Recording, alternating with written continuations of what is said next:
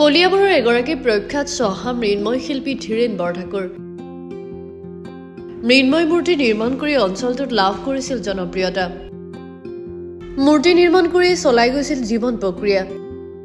মূৰ্তি নিৰ্মাণ কৰি কষ্টৰে জীৱন অতিবাহিত কৰিছিল যদিও অৱশেষত শিল্পীগৰাকীয়ে চৰকাৰৰ পৰা লাভ কৰিলে যথোচিত সন্মান।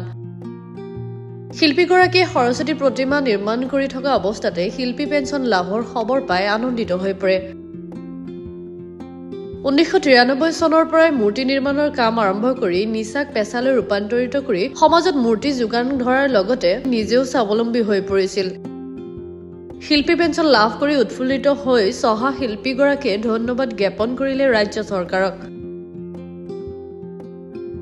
মই ৰাইজৰ আশীৰ্বাদেৰে আজি পুষ্ট হৈ আজি মই এই সন্মানকণ পাব পৰা হৈছোঁ বুলি মই নিজকে ভাবিছোঁ আৰু মই সেই মানুহসকলৰ লগতো ওচৰত কৃতজ্ঞ যে মোক এনেকৈ ধৰণে ব্যৱস্থা কৰি দিলে। অৱশ্যে মই আশাবাদী বহুত দিনৰ পৰাই মই এই ব্যৱস্থা লগত লাগিছিলোঁৱেই, গতিকে আজি পাই পেলাই নথৈ সুখী হৈছোঁ আৰু ভাবিছোঁ যে এইটোৱে মোৰ অনুপ্ৰেৰণা হওক।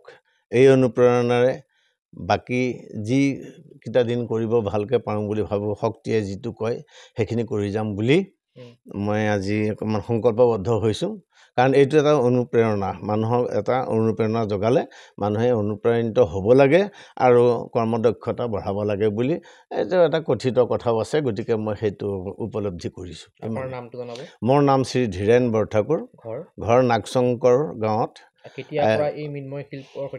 মৃন্ময় শিল্পটো মই বহুত বছৰৰ আগৰ পৰাই কৰিছোঁ, মানে কি 93 পৰা বৰ্তমানলৈকে মই কিন্তু ব্যৱসায়িক ভিত্তিত কৰিছোঁ।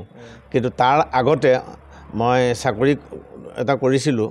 মই ইলেক্ট্ৰিকেল ছুপাৰভাইজাৰ পাছ কৰি পেলাই মই ইলেক্ট্ৰিকেল চাকৰি এটা কৰিছিলোঁ, কিন্তু মই চাকৰিটো গভৰ্ণমেণ্ট চাকৰি নহ'ল।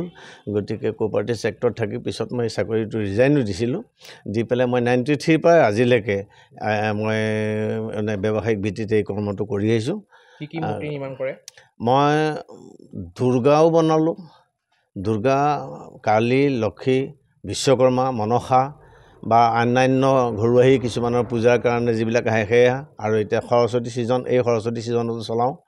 গতিকে এনেকৈ মই মূৰ্তি সকলোখিনি মূৰ্তি নিৰ্মাণ কৰিছোঁ, যোনে যি মূৰ্তি কয় সেইটো। তাৰোপৰিও মই সাহিত্য সভাত ডক্টৰ ভূপেন হাজৰিকা মই আৱক্ষয় মূৰ্তি দিছিলোঁ, পূৰ্ণাংগ মূৰ্তি, আৱক্ষয় নহয়, পূৰ্ণাংগ মূৰ্তি দিছিলোঁ। আৰু APJ আব্দুল কালাম সেইদিনাখন শনিবাৰ আছিল নেকি, তেখেত ঢুকাইছিলে। সেইদিনাখন ঢুকোৱাৰ দিনাখন ৰাতি 9টা বজাত মই খেৰ বান্ধি লৈ ষ্টাৰ্ট কৰি পেলাই মই সেই মূৰ্তিটো বনালোঁ। বনাই পেলাই মই দহৰ প্ৰশংসাৰ পাত্ৰ হৈছোঁ। এনেধৰণে মই বনাওঁ কিছুমান। আৰু আজিকালি পুতলা, সৰু সৰু বিহু নাচনী, বিহুৰ ঢুলীয়া, ম'হৰ পিঠিত উঠি ঢুলীয়া, এনেকুৱা কিছুমান মডেলো বনাবলৈ লৈছোঁ। ৰাজ্য চৰকাৰ তথা মুখ্যমন্ত্ৰীক আজি এই সন্মান পোৱাৰ পাছত আপুনি কি জনাব?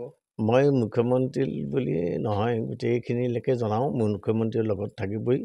গতিকে যে তেখেতসকলে এটা সুদৃষ্টিৰে মানে আমাৰ পক্ষে চাইছে বুলি মোৰ অনুভৱ হৈছে, আৰু সেইকাৰণে তেখেতসকলৰো জয়যাত্ৰাও আমি কামনা কৰিছোঁ ইয়াৰ দ্বাৰাই।